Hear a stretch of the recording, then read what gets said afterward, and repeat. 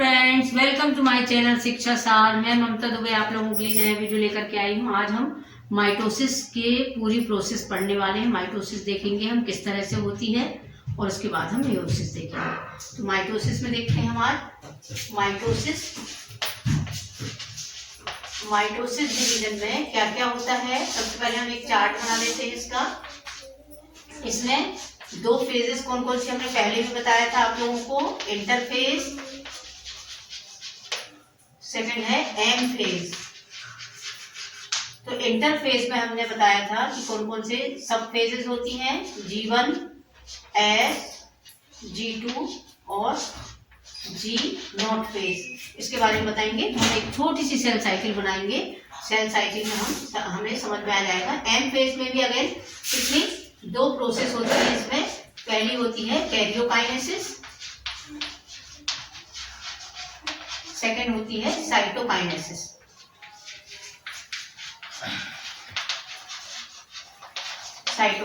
तो कैरियोकाइनेसिस में nucleus divide होता है, साइटोकाइनेसिस में सेल डिवाइड होती है, साइटोप्लाज्म डिवाइड होता है। तो इसके हम एक चार्ट बनाते हैं, सेल साइकिल का डायग्राम बनाते हैं। सेल साइकिल में किस तरह से सेल साइकिल में होगा, ऐसे। यदि हम इस तरह से भी आप इसका एक डायग्राम बना सकते हैं।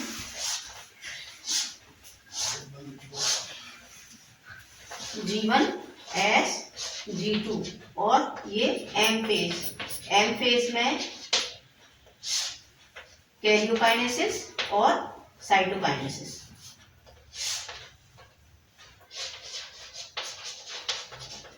ये है आपकी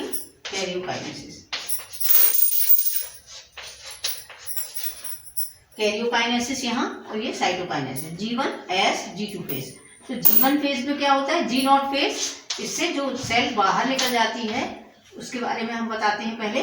G0 फेज में क्या होता है, यदि किसी सेल को डिवाइड नहीं होना होता है तो वो G1 को एग्जिट करके G0 में चली जाती है। वो डिवाइड नहीं होती है, वो यहाँ पर G0 फेज में रहती है।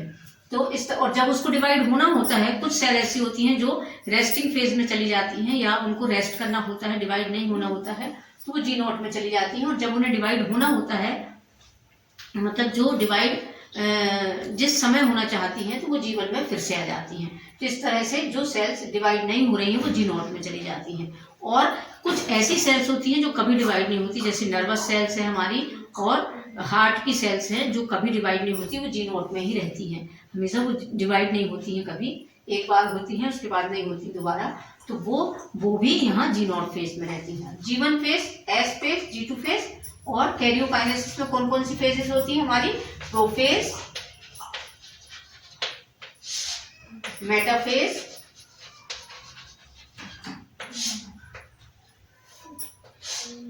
एनाफेज और टीलोफेज,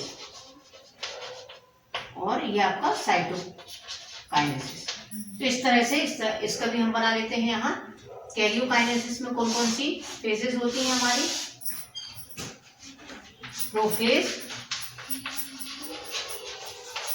मेटाफेज,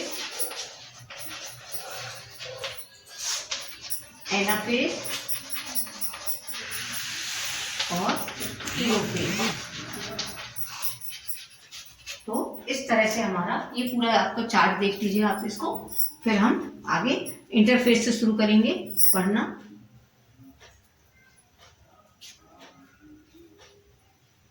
चलिए, तो हम इंटरफेज से चालू करते हैं पढ़ना। G1 फेज में क्या होता है, सबसे अधिक जो होता है सेल साइकिल का जो टाइम होता है, सबसे ज्यादा टाइम कौन सी फेज लेती है, इंटरफेज में सबसे ज्यादा टाइम कितना लगता है। जैसे मान लो किसी सेल साइकिल का टाइम है 24 आवर का है, तो यहाँ 23 आवर कंप्लीट करती है और एम फेज में 1 आवर लगता है। 1 घंटे में एम फेज हो जाती है। तो 23 आवर इंटरफेज लेती है। इंटरफेज में ये सारी जो फेजेस है, सब फेजेस, इनमें टाइम लगता है। इनमें कितना टाइम लगता है, इनमें अभी देखते हैं हम। G1 फेज में क्या क्या होता है और S में क्या होता है, G2 में क्या होता है, ये देखेंगे। चलिए, तो G1 में क्या क्या होता है। G1 फेज में सबसे पहले तो सेल जो होती है वो इंक्रीज होती है या ग्रो करती है। सेल ग्रो करके सेल का जो साइटोप्लाज्म है वो बहुत ही ज़्यादा ग्रो करता है, जिससे हमारी सेल का जो शेप है वो बड़ा हो जाता है, बिग हो जाती है सेल, बहुत बड़ी सेल हो जाती है। इस तरह से सेल बड़ी हो जाती है, साइटोप्लाज्म बढ़ता है और न्यूक्लियस जो होता है वो उसमें क्या होता है, इसमें न्यूक्लियस में थ्रेड लाइक स्ट्रक्चर में हमारे क्रोमोसोम पड़े होते हैं। तो इंटरफेज जो होती है उसमें G1 फेज में सारे जितनी भी ऑर्गेनेलीज हैं हमारी, जैसे क्लोरोप्लास्ट है, माइटोकॉन्ड्रिया है, गोल्जी बॉडी है, लाइसोसोम है, इनका सबका डुप्लीकेशन होता है, ये डबल हो जाती है। क्या हो जाता है इनमें, देखते हैं हम कि जितनी भी ऑर्गेनेलीज हैं, ऑर्गेनेलीज सेल इंक्रीज होती है, सेल इंक्रीज होती है। कुछ पॉइंट लिखते हैं इसमें, सेल इंक्रीज होती है, सेल शेप बढ़ जाता है,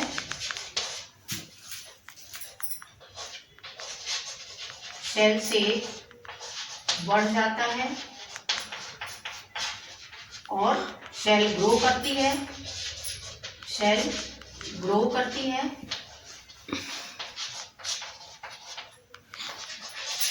आरएनए,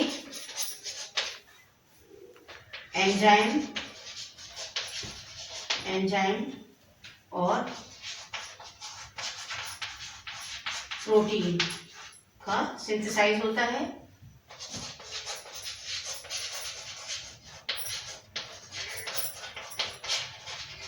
ये इतनी चीजें, और कुछ सेल ऑर्गेनेलीज कौन कौन सी होती हैं, जैसे क्लोरोप्लास्ट, माइटोकॉन्ड्रिया, गोल्जी बॉडी,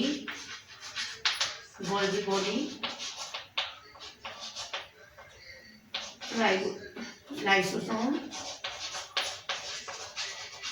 ये सब कैसे होती है, डबल हो जाती है, इसका डुप्लीकेशन हो जाता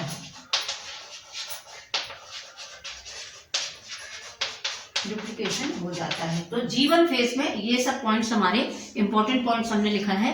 G1 फेज में क्या क्या होता है, सबसे पहले तो सेल इंक्रीज होगी, ग्रो करेगी और सभी ऑर्गेनेलीज जो होती हैं, बड़ी वाली ऑर्गेनेलीज जितनी भी होंगी वो सब डबल हो जाएंगी, क्योंकि हमें मालूम है एक सेल से 2 सेल बनने वाली, तो दोनों सेल में सभी तरह की ऑर्गेनेलीज जाएंगी और आपके क्रोमोसोम भी उसमें जाएंगे, ट्रांसफर होंगे, तो 2 सेल बनेंगी। इसके लिए इसमें क्या होता है, डुप्लीकेशन होता है। हमने प्रीवियस वीडियो में मेरा, यदि आप लोगों ने नहीं देखा होगा, जो भी बच्चे नए होंगे तो वो प्रीवियस वीडियो मेरा सेकंड पार्ट देखेंगे इसका, तो उनको पूरा समझ में आएगा, क्लियर हो जाएगा कि हमने उसमें पूरा समझाया हुआ था किस तरह से होता है।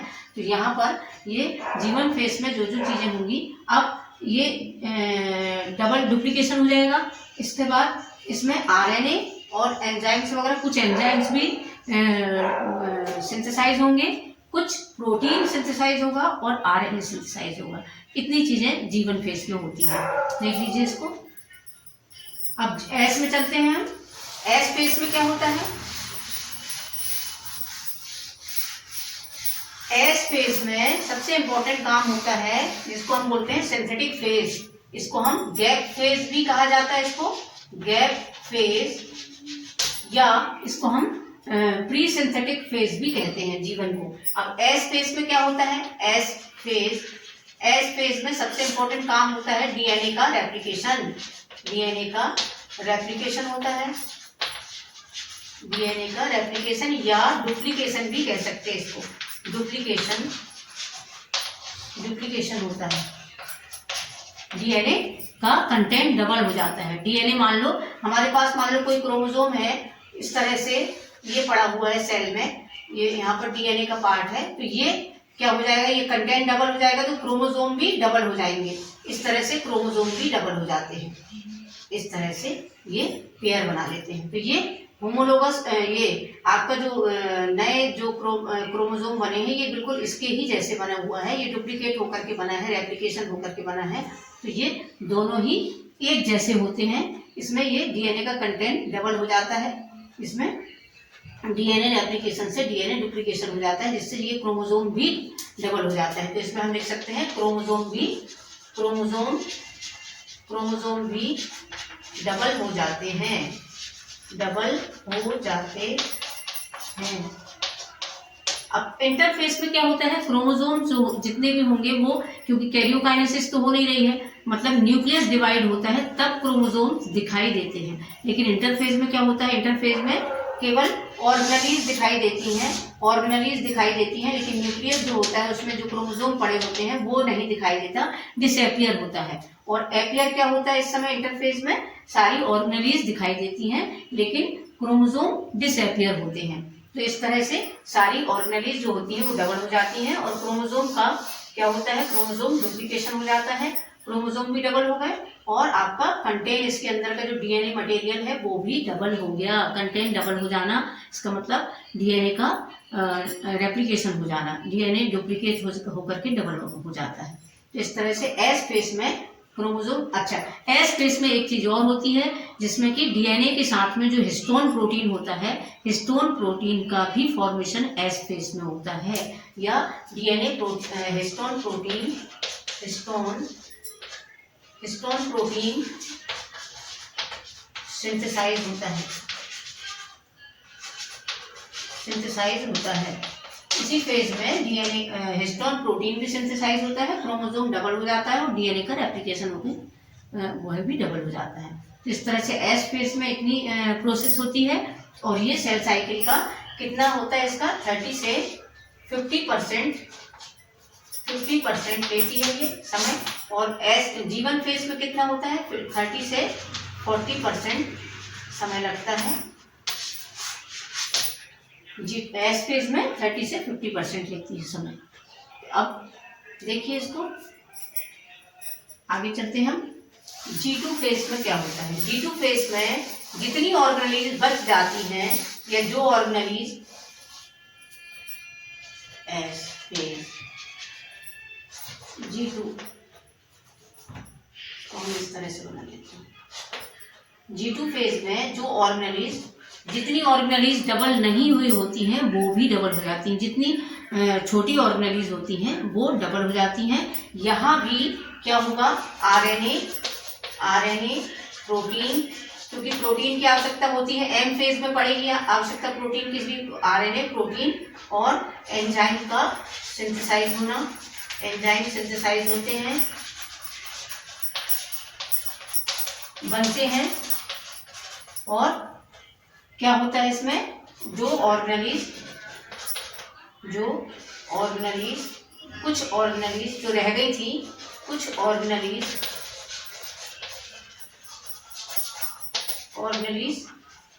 का भी डुप्लीकेशन होता है,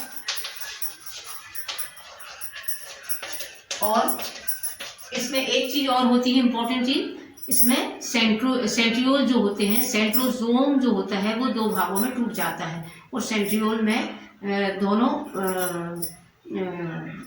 दोनों ध्रुव की ओर या पोल की ओर, जिसको हम सेल का पोल बोलेंगे इसको हम, जैसे ये इस तरह से क्रोमोसोम का, ऐसे क्रोमोसोम यदि पड़े हुए हैं न्यूक्लियस में, तो ये सेंट्रियोल जो होता है, ये दोनों ध्रुव में सेंट्रियोल पाए जाते हैं, इस तरह से सेंट्रियोल का दो भागों में टूटना। ये इसलिए क्यों होता है, ये इसका कारण ये है, इसका रीजन कि जब स्पिंडल का फॉर्मेशन होगा और दोनों सेल के पोल की ओर में जो क्रोमोसोम को खींचने का काम करते हैं स्पिंडल फाइबर, तो स्पिंडल का जो फॉर्मेशन होता है वो किसके द्वारा होता है, इस सेंट्रियोल के द्वारा होता है। तो ये सेंट्रियोल कैसा हो जाएगा, डबल हो जाएगा। सेंट्रियोल भी कैसा होता है, यहाँ सेंट्रियोल का डबल हो जाना इसी G2 फेज में ही होता है, सेंट्रियोल का डबल होना। तो इतना काम G2 फेज में होता है। एस फेज, G1, S और G2 में क्या क्या होता है हमने आपको समझाया, अभी समझ में आया। अब आगे चलते हैं हम, चलिए एम फेज में देखेंगे अब हम। एम फेज में कैरियोकाइनेसिस और साइटोकाइनेसिस किस तरह से होगी। कैरियोकाइनेसिस में जो न्यूक्लियस होता है वो डिवाइड होगा, और यहाँ साइटोप्लाज्म डिवाइड होगा। ये किस तरह से होगा, जैसे कोई सेल है तो उसका सबसे पहले तो न्यूक्लियस यहाँ दो भागों में बढ़ जाता है इस तरह से, और इसके बाद यहाँ सेल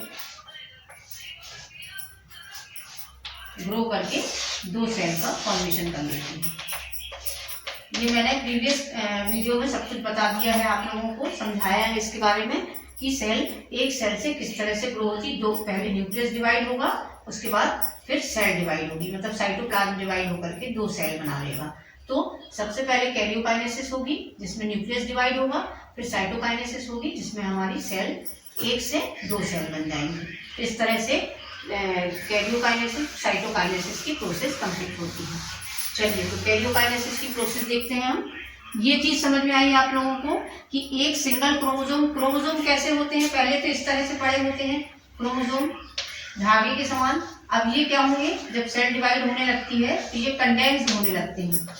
कंडेंस्ड मतलब एक दूसरे के साथ पैक होने लगते हैं। पैक मतलब बहुत ज्यादा हो जाते हैं, तो वो एक फॉर्म तैयार करते हैं, क्रोमोसोम का फॉर्म ले लेते हैं। इस तरह से फॉर्म ले लेते हैं, इस तरह से पड़े होते हैं पहले न्यूक्लियस में ऐसे होते हैं ये क्रोमोसोम, और बाद में फिर इसका क्रोमोसोम का फॉर्मेशन हो जाता है। ये इस तरह के क्रोमोसोम हमें कहाँ दिखाई देते हैं, ये मेटाफेज में दिखाई देते हैं। जब हम कैरियोकाइनेसिस की मेटाफेज पढ़ेंगे तब उसमें हमें इस तरह के क्रोमोसोम दिखाई देते हैं, क्योंकि कहीं पर भी क्रोमोसोम को देखना या उसको काउंटिंग करना संभव नहीं है। केवल मेटाफेज में ही उनको हम काउंट कर सकते हैं, क्योंकि वो इस तरह का स्ट्रक्चर ले लेते हैं और इस तरह से दिखाई देते हैं हमको क्रोमोसोम। तो उनकी कैरियोटाइपिंग जो होती है या उनको गिना जा सकता है, काउंटिंग जो होती है वो मेटाफेज में होती है, क्योंकि वो इस तरह से दिखाई देते हैं। पहले क्रोमोसोम ऐसे होते हैं इंटरफेज में हमें दिखाई नहीं देते हैं क्रोमोसोम। केवल क्या दिखाई देता है हमें, ऑर्गेनेलिज जो होती हैं उनका डुप्लीकेशन होता है, तो हमें क्रोमोसोम डिसअपियर रहते हैं इंटरफेज में पूरी। लेकिन कैरियोकाइनेसिस जैसे शुरू होती है तो सारी ऑर्गेनेलिज जो होती हैं वो डिसअपियर हो जाती हैं, वो नहीं दिखाई देती हैं। फिर क्या दिखाई देता है, क्रोमोसोम दिखाई देते हैं। तो आइए हम क्रोमोसोम को देखते हैं। अब कैरियोकाइनेसिस पढ़ेंगे तो इसमें हम क्रोमोसोम को देखेंगे। इसको हम साफ कर देते हैं। चलिए, इंटरफेज के बाद आती है आपकी एम फेज। एम फेज में क्या क्या होगा ये देखते हैं।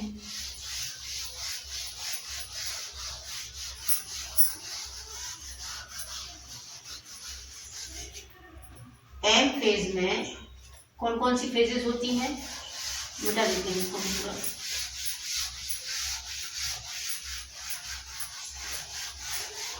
माइटोसिस को हमने पहले ही बता दिया है कि माइटोसिस किसमें होता है, सोमेटिक सेल में होता है ये डिवीजन। और एक सेल से इसमें कितनी सेल बनती हैं, एक सेल से 2 सेल का फॉर्मेशन होता है, 2 सेल का फॉर्मेशन। और ये इक्वेशनल डिवीजन कहलाता है। इसमें 46 क्रोमोसोम मदर सेल में होते हैं, तो 46 क्रोमोसोम दोनों सेल में भी जाते हैं। वो किस तरह से जाते हैं आज हम देखेंगे। अब हम एम फेज पढ़ेंगे। एम फेज में हम सबसे पहले हम कैरियोकाइनेसिस पढ़ेंगे।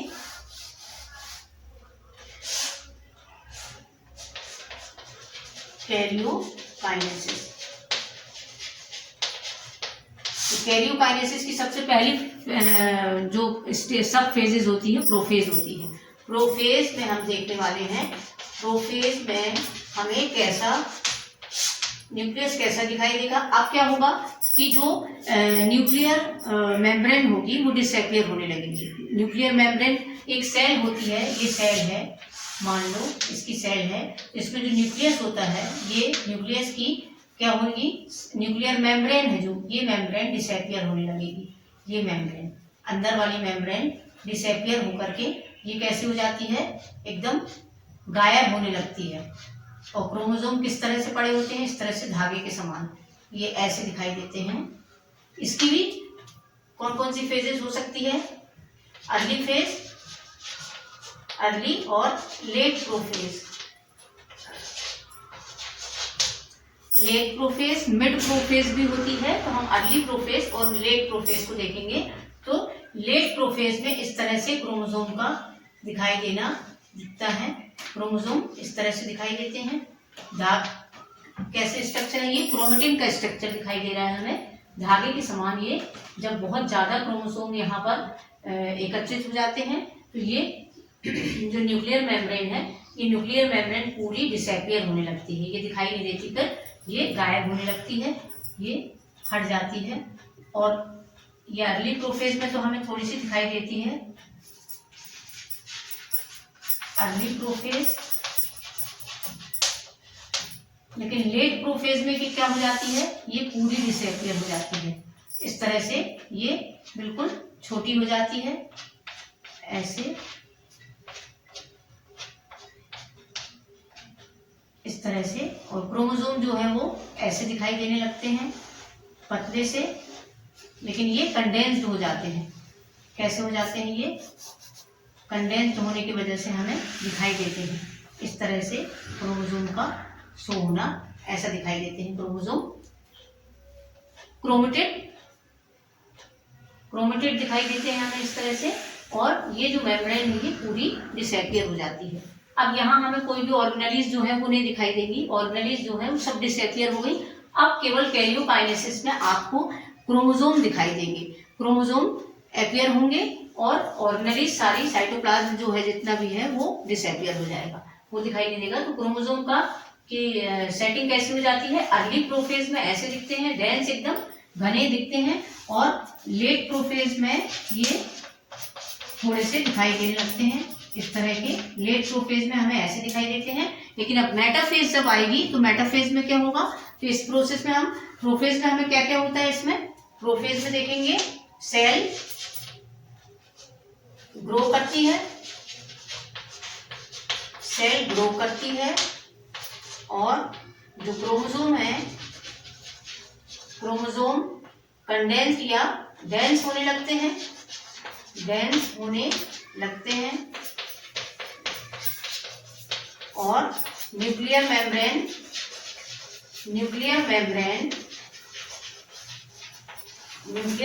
डिसअपियर हो जाती है,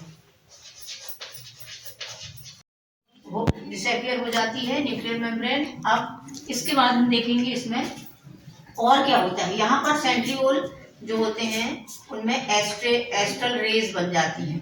ये एस्ट्रल रेज जो हैं ये इस तरह से दो सेंट्रियोल ये अपने अपने पोल की ओर जाने लगते हैं, इस तरह से। ये एक सेंट्रियोल यहाँ जाएगा, एक सेंट्रियोल यहाँ, इस तरह से ये अपने अपने पोल की ओर जाने लगते हैं। इनमें एस्ट्रल रेज बन जाती है। ये रेज जो हैं ये बाद में स्पिंडल का फॉर्मेशन होगा यहाँ से इनमें। तो इस तरह से ये अपनी ध्रुव की ओर जाने लगती है, ये यहाँ पहुँच जाता है अर्ली लेट प्रोफेज में, और ये यहाँ सेट हो जाता है।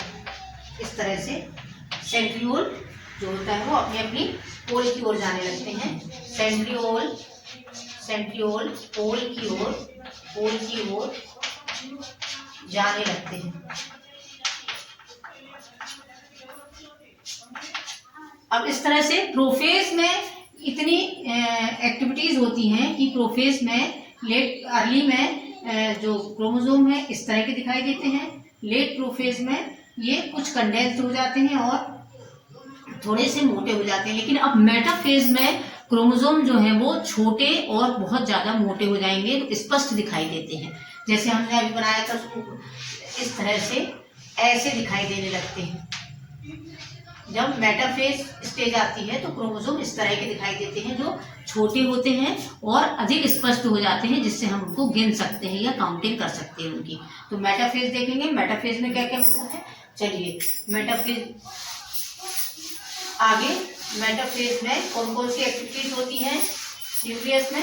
यहाँ हमारा न्यूक्लियस, अब यहाँ जो मेम्ब्रेन थी ये पूर्णतः चली जाएगी, ये पूरी डिसअपियर हो जाएगी मेटाफेज में।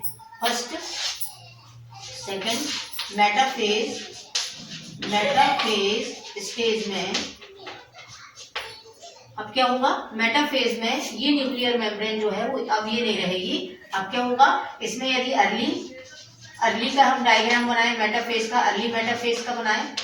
अर्ली मेटाफेज में ये डायग्राम देखिए, अर्ली मेटाफेज में ये जो क्रोमोसोम है वो अलग अलग कहीं भी व्यवस्थित एक बीच की प्लेट में नहीं होते हैं, ये अलग अलग दूर दूर इस तरह से भागने लगते हैं।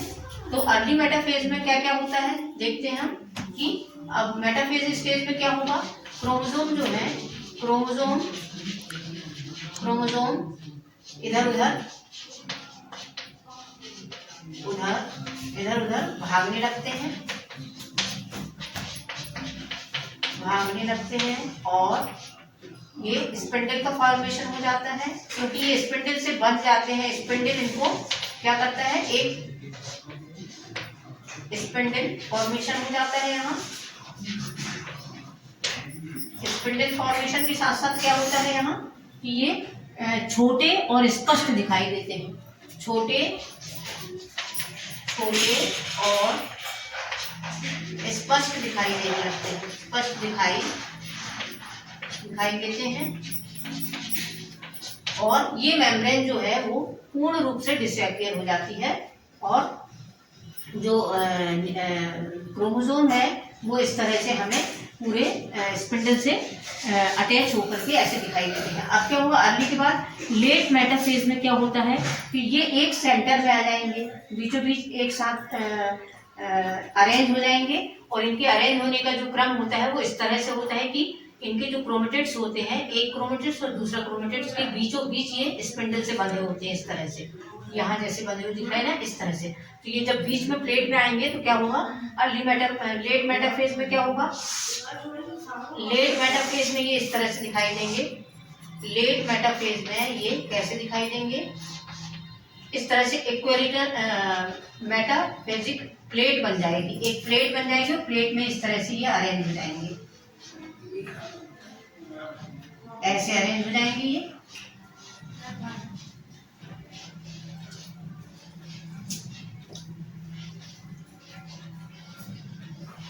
ऐसे अरेंज हो जाएंगे, इनसे स्पिंडल इस तरह से अटैच होते हैं। ऐसे जो स्पिंडल होते हैं ये दोनों सेंट्रोमियर, ये सेंट्रोमियर होता है बीच का जो पार्ट होता है इनका। इस तरह से जब क्रोमोसोम होते हैं ऐसे बनते हैं तो इनमें बीच वाला जो पार्ट होता है ये सेंट्रोमियर कहलाता है। सेंट्रोमियर, सेंट्रोमियर से क्या अटैच होगा, स्पिंडल अटैच होते हैं। सेंट्रोमियर से स्पिंडल अटैच हो जाएंगे। क्योंकि सेंट्रोमियर के पास में क्या होता है, काइनेटोकोर एक प्लेट बन जाती है, काइनेटोकोर, जिसको हम क्या बोलते हैं, सेंट्रोमियर के बीचों बीच होता है। और यहाँ एक काइनेटोकोर बन जाता है जिससे स्पिंडल अटैच होते हैं इस तरह से। क्योंकि जब एनाफेज में क्या होगा, दोनों क्रोमेटिड्स ऐसे टूट जाएंगे। तो ये जो काइनेटोकोर है ये इस तरह से एक प्लेट लाइक स्ट्रक्चर होता है, काइनेटोकोर, इसको काइनेटोकोर बोलते हैं, जिससे स्पिंडल अटैच होते हैं। बीच में सेंट्रोमियर है, ऐसे इस तरह से ये काइनेटोकोर से ही अटैच होते हैं स्पिंडल। तो ये दोनों स्प्लिट हो जाएंगे। तो एक क्रोमेटिड्स है जो ऊपर की ओर चला जाएगा, एक क्रोमेटिड्स नीचे की ओर आ जाएगा। तो एनाफेज में क्या हो जाएंगे, ये स्प्लिट हो जाएंगे दोनों। क्रोमोसोम के जो क्रोमेटिड्स हैं ये क्रोमेटिड्स कहलाते हैं, क्रोमेटिड्स, क्रोमेटिड्स। तो इनको सिस्टर क्रोमेटिड्स कहते हैं, सिस्टर क्रोमेटिड्स। तो एक क्रोमोसोम में यहाँ पर कितने क्रोमेटिड्स दिखाई दे रहे हैं, 2 क्रोमेटिड्स। तो दो क्रोमेटिड्स हमारे पहले ही बन गए थे एस फेज में, जब डबल हो गया था क्रोमोसोम, डुप्लीकेशन हुआ था। तो 2 क्रोमेटिड्स वाला क्रोमोसोम हमें दिखाई दे रहा है। तो 2 क्रोमेटिड्स वाले क्रोमोसोम इस तरह से इक्वेटोरियल प्लेट में ऐसे सेट हो जाते हैं या अरेंज हो जाते हैं इस तरह से। ये लेट मेटाफेज में हमें एकदम स्पष्ट दिखाई देते हैं क्रोमोसोम को। हम यहाँ पर इनको स्पष्ट रूप से गिना जा सकता है। कैरियोटाइपिंग जो होती है, क्रोमोसोम का नंबरिंग कैसे की जाती है, काउंटिंग जो होती है वो मेटाफेज में ही होती है।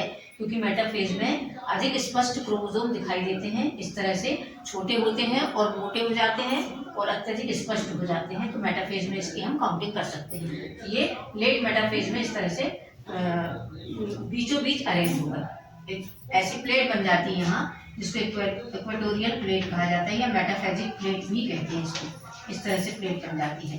अब ये दोनों स्प्लिट हो जाएंगे एनाफेज में। एनाफेज में क्या होगा देखते हैं हम, ये देख लीजिए इतना, ये प्रोफेज का डायग्राम है, ये मेटाफेज का डायग्राम है। अब हम एनाफेज का बनाते हैं। एनाफेज में क्या हो रहा है ये देखेंगे, इसको मिटा दें हम।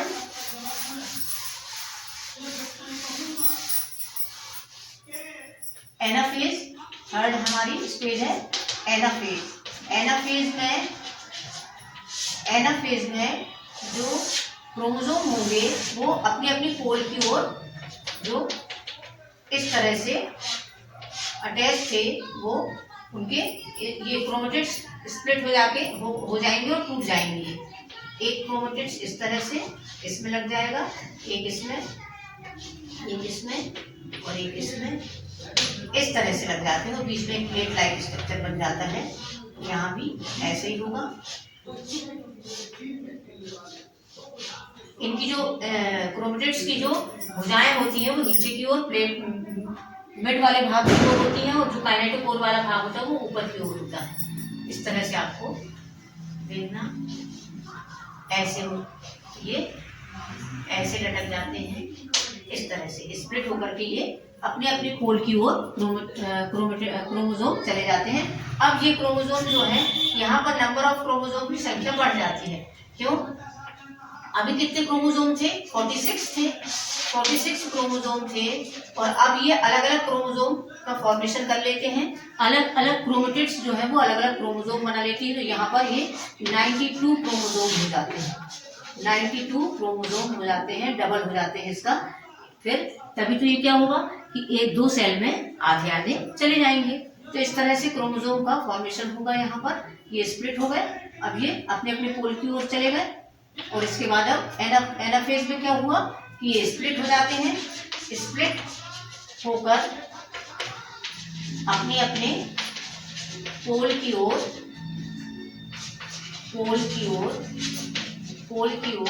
मूव कर लेते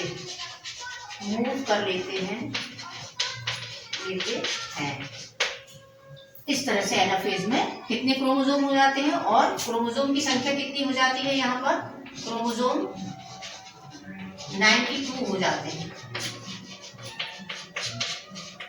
यहाँ पर क्रोमेटिड्स टूट जाते हैं, एक दूसरे दो क्रोमेटिड्स लगे होते हैं वो अलग अलग हो जाते हैं, टूट जाते हैं। तो इस तरह से इनकी संख्या 92 हो जाती है। 92 में से आधा एक सेल में जाएगा, आधा एक सेल में जाएगा। इस तरह से अब एनाफेज के बाद टीलोफेज में क्या होगा?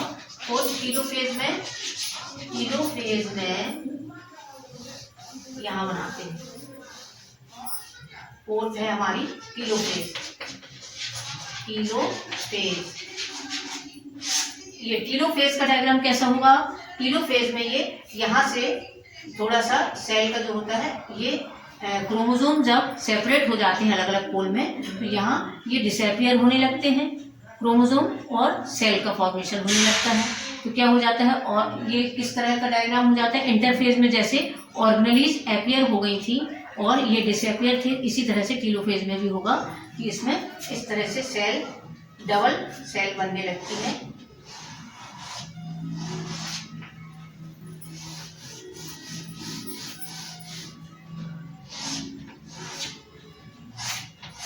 ऐसे यहाँ न्यूक्लियस एक सेल और यहाँ दूसरी सेल का फॉर्मेशन होने लगता है। इस तरह से न्यूक्लियस जो है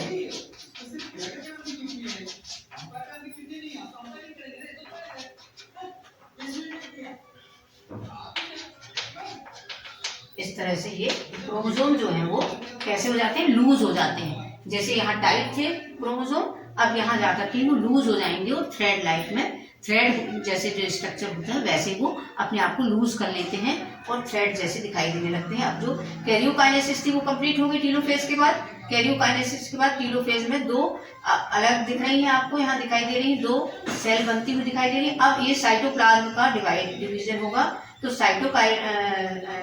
साइटोकाइनेसिस होगी। तो साइटोकाइनेसिस में यहाँ फरो लाइक स्ट्रक्चर बनेगा और बीच से दो सेल अलग अलग हो जाएंगी। किस तरह से हो जाती है दो सेल? इसके बाद यहाँ एक सेल बन जाएगी और दूसरी सेल यहाँ बन जाएगी। ये दो सेल का फॉर्मेशन हो जाता है। तो एक सेल से दो सेल का बनना हमने माइटोसिस में देखा है। तो माइटोसिस में ये सारी प्रोसेस मैंने आपको बताई। प्रोफेज में इस तरह से दिखाई देंगे, मेटाफेज में इस तरह से दिखाई देंगे, एनाफेज में इस तरह से और टीलोफेज में इस तरह से दिखाई देंगे।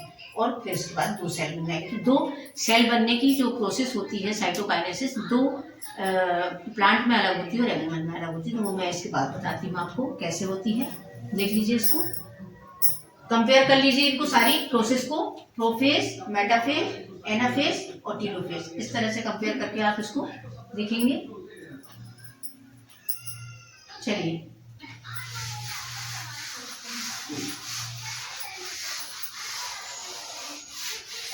तो एनिमल में किस तरह से होती है साइटोकाइनेसिस?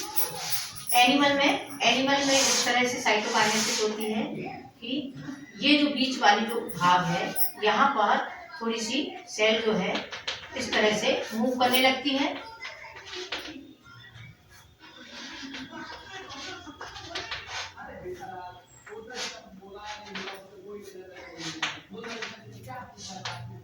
इसको बोलते हैं सेंट्रीपिटल।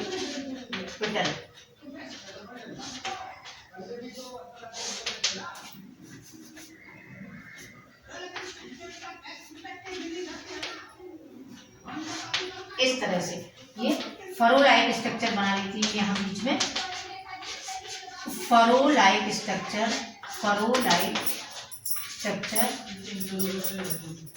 एनिमल में होता है, एनिमल में। और यहाँ एक न्यूक्लियस यहाँ बन जाता है। बाद में ये सेल दो भागों में डिवाइड हो जाती है। तो ये कैसे डिवाइड हो जाएगी? इसके बाद ये एक सेल इस तरह से और दूसरी सेल इस तरह से बन जाती है ऐसे। तो ये फरो लाइक स्ट्रक्चर होता है इसमें एनिमल में। लेकिन प्लांट में कैसा होता है? ये सेंट्रीपिटल कहा जाता है इसको। इसमें जो डिवीजन होता है सेंट्रीपिटल होता है, सेंट्रीपिटल। और प्लांट में कैसा होता है? प्लांट में चूंकि प्लांट में सेल वॉल होती है, तो सेल वॉल होने की वजह से क्या होता है, इसमें एक सेल प्लेट बनती है। सेल प्लेट का फॉर्मेशन होता है इस तरह से। सेल प्लेट बनती है जो किसके द्वारा बनती है? गोल्जी बॉडी में जो वेसिकल्स बनते हैं, वेसिकल्स उनका यहाँ जमाव होने लगता है। ये जमने लगती है यहाँ और एक सेल प्लेट का फॉर्मेशन कर लेती है और इस तरह से न्यूक्लियस डिवाइड हो जाता है। और उसके बाद फिर सेल प्लेट के द्वारा क्या होती है? अलग अलग सेल वॉल का फॉर्मेशन होने लगता है। इस तरह से सेल वॉल बन जाती है और इसके बाद दो सेल का फॉर्मेशन हो जाता है। और यहाँ एक सेल वॉल और इसमें भी एक सेल वॉल का फॉर्मेशन हो जाता है। तो इस तरह से प्लांट में सेल प्लेट बनती है, इसको हम क्या बोलते हैं? Cell plate. और यहाँ फरो बनता है, यहाँ सेल प्लेट बनती है, इसको बोलते हैं सेंट्रीफ्यूगल।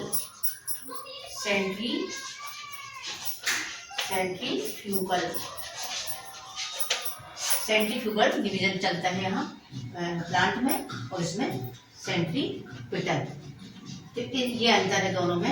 एनिमल में फरो लाइक स्ट्रक्चर बनता है और प्लांट में प्लेट का स्ट्रक्चर बनता है और फिर दो सेल का फॉर्मेशन हो जाता है। और यहाँ इस तरह से दो सेल का फॉर्मेशन होता है, क्योंकि यहाँ चूंकि सेल वॉल होती है तो सेल वॉल आउटर में सेल वॉल बनाई जाती है। तो ये आपको समझ में आया। अब इसको आप ऐसे कंपेयर करके सारे डायग्राम को एक साथ अलग अलग इस तरह से आप साइड में ऐसे यहाँ लिखिए आप सारी process, prophase, metaphase, anaphase, telophase. इस तरह से आप कंपेयर करिए इसको, प्रोफेज, मेटाफेज, एनाफेज और टीलोफेज। और इसके डायग्राम आप यहाँ बनाइए इस तरह से। तो ऐसे कंपेयर करने से आपको बहुत अच्छे से समझ में आएगा कि सेल डिवीजन किस तरह से हो रहा है अलग अलग प्रोसेस में, अलग अलग फेजेस में कैसे हो रहा है। क्रोमोसोम किस तरह के दिखाई दे रहे हैं। अब यहाँ इसमें भी 46 क्रोमोसोम चले जाएंगे और इसमें भी 46 क्रोमोसोम चले जाएंगे। इनकी संख्या में कोई अंतर नहीं आता, इनका कंटेंट भर डबल होता है।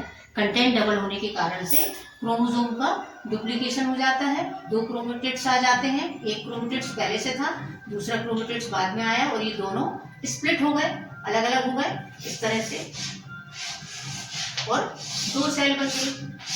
तो ये कंटेंट डबल हुआ, क्रोमोसोम डबल हुए और ये अलग अलग एक एक क्रोमोसोम का फॉर्मेशन हो गया। यहाँ भी 46 और यहाँ भी 46, दोनों सेल में 46 क्रोमोसोम चले जाते हैं। तो क्रोमोसोम्स के नंबर में बिल्कुल भी अंतर नहीं होता है। Chromosome as it is mother cell में जितने क्रोमोसोम होंगे उतने ही डॉटर सेल में जाएंगे। इस तरह से माइटोसिस आपको अब समझ में आया। अब हम इसके बाद मियोसिस पढ़ेंगे अगले वीडियो में।